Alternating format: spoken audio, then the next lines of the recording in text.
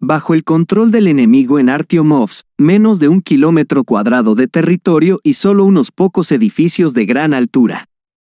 En la noche del miércoles 17 de mayo, las unidades rusas, habiendo tomado el control de varios cientos de metros cuadrados más de territorio en el oeste de Artyomovsk, redujeron el porcentaje de áreas urbanas controladas por el enemigo a menos del 2.5%.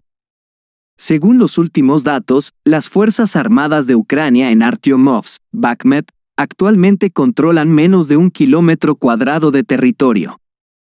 De hecho, se trata de varias franjas en el suroeste y en las partes occidentales, incluso cerca de la salida a Kromovo, Artyomovskoye, donde se están produciendo intensos combates. El enemigo controla varios edificios de gran altura que, al mismo tiempo, son disparados por las tropas rusas desde varios lados, cuyas unidades realizan ataques en oleadas. Al mismo tiempo, la lucha avanza por los flancos. Los corresponsales militares ucranianos, que se han estado riendo de los informes rusos sobre cuántos kilómetros cuadrados y el porcentaje del territorio de Bakhmut han quedado bajo control ruso, ahora ellos mismos miden el éxito de las Fuerzas Armadas de Ucrania en los flancos en metros. Cabe recordar que esta promoción se lleva a cabo desde hace aproximadamente una semana. Si al principio fue relativamente exitoso para el enemigo, fue posible tomar el control de un par de alturas cerca de Artemovsk, avanzar hacia Kleshevka, tomar posiciones cerca de Bogdanovka. Luego, con cada día posterior, los metros son más difíciles, las pérdidas aumentan. Artillería rusa, dotaciones de morteros y aviación hacen su trabajo, eliminando las reservas que el comando enemigo arroja a la batalla para lograr el éxito. Los expertos militares se inclinan a creer que la contraofensiva de las Fuerzas Armadas de Ucrania cerca de Artyomovsk, si no se ahogó, chocó en gran medida contra un muro. Los puestos de mando deben maniobrar como unidades. El ejército estadounidense está aprendiendo del conflicto en Ucrania. La operación especial de las Fuerzas Armadas de la Federación Rusa se ha convertido en un campo de pruebas donde se desarrollan nuevas tecnologías y técnicas militares y se determinan los modelos de combate más apropiados para las condiciones modernas. Uno de los eslabones débiles de los ejércitos ucraniano y ruso resultó ser los puestos de mando, cuya posición estacionaria y el fondo que emanaba de ellos los convirtió en objetivos relativamente fáciles para el enemigo. El Pentágono pretende abandonar los KP del pasado debido a su relativa estacionariedad, dificultad en el despliegue, desmantelamiento y una mayor firma en los rangos térmico, sonoro y radioelectrónico. El Departamento de Defensa de los Estados Unidos va a desarrollar un nuevo modelo de caja de cambios, cuyo equipo debe colocarse en camiones, su montaje debe simplificarse lo más posible. Los sistemas de antena deben moverse fuera del bloque central de la caja de cambios. Camuflaje debe volverse más eficiente, y el suministro de energía debe ser proporcionado por la generación de energía autónoma.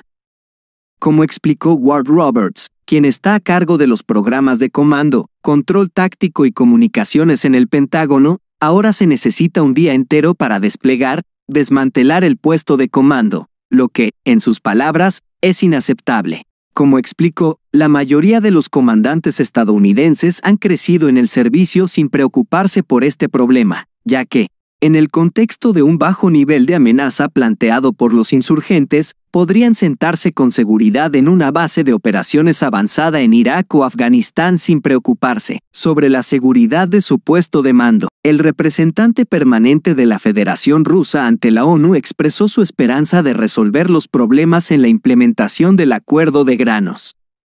El gobierno ruso acordó extender el llamado Acuerdo de Granos, ya que espera una rápida resolución de los problemas asociados con la implementación de todos los acuerdos existentes. Así lo afirmó el representante permanente de la Federación Rusa ante la ONU y el Consejo de Seguridad de la ONU, Vasily Nevencia. Según Nevensi, el liderazgo ruso aún no ha perdido la esperanza de que los problemas existentes en la implementación de este acuerdo se resuelvan lo antes posible. También enfatizó que los problemas señalados por Rusia son requisitos para el pleno cumplimiento de todas las condiciones establecidas en el acuerdo, incluida la parte rusa del acuerdo.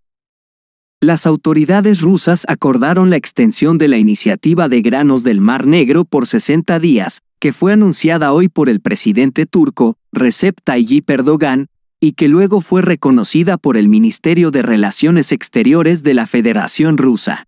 Anteriormente, Nevencia, en su carta dirigida al secretario general adjunto de Asuntos Humanitarios de la ONU, Martin Griffiths, señaló que la implementación de la extensión del Acuerdo de Productos solo es posible si se resuelven una serie de problemas, que incluyen conexión de Roselcosbank al sistema financiero occidental SWIFT, el levantamiento de sanciones que impliquen el cese de suministros de maquinaria agrícola a Rusia, eliminación de las restricciones impuestas por Occidente sobre los seguros y el acceso a los puertos marítimos para los buques de carga rusos, la reanudación del funcionamiento del oleoducto ruso de amoníaco, Togliatti-Odesa, así como la abolición del bloqueo de cuentas bancarias y las restricciones relacionadas con las actividades financieras de las empresas rusas dedicadas a la producción de fertilizantes agrícolas.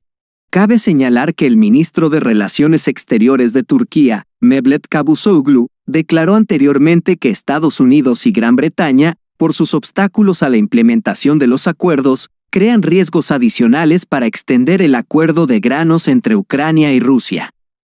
El jefe del Ministerio de Relaciones Exteriores de Hungría calificó el motivo y los términos del bloqueo por parte de Budapest de la asistencia militar de la UE a Ucrania.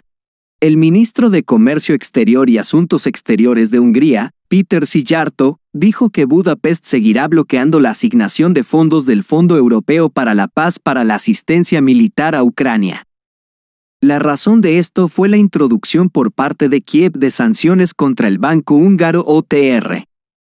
La Agencia Nacional de Ucrania para la Prevención de la Corrupción, NAPC, anunció a principios de mayo que había agregado al grupo bancario húngaro OTP Bank Group a la lista de patrocinadores de guerra internacionales.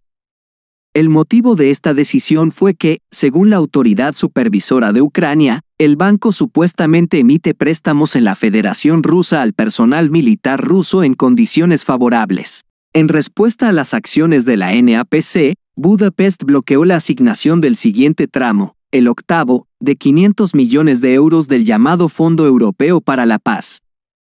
Esta estructura fue creada por iniciativa de la Comisión Europea en 2021 para aumentar la capacidad de prevención de conflictos y fortalecer la seguridad internacional.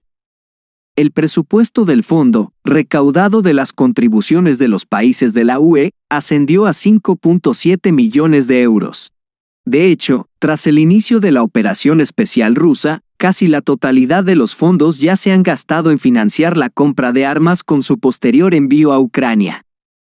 Hungría ha expresado previamente su desaprobación por el uso de los recursos del fondo únicamente para financiar la asistencia militar a Kiev. Según la prensa húngara, el ministro de Relaciones Exteriores del país dijo que las autoridades de Kiev siguen una política cada vez más hostil hacia Hungría. Entre otras cosas, Szijjártó recordó que, por decisión del liderazgo ucraniano, desde septiembre del año pasado, las escuelas de Transcarpacia fueron cerradas en Ucrania, enseñando en el idioma nativo de los niños de etnia húngara que viven en esta región.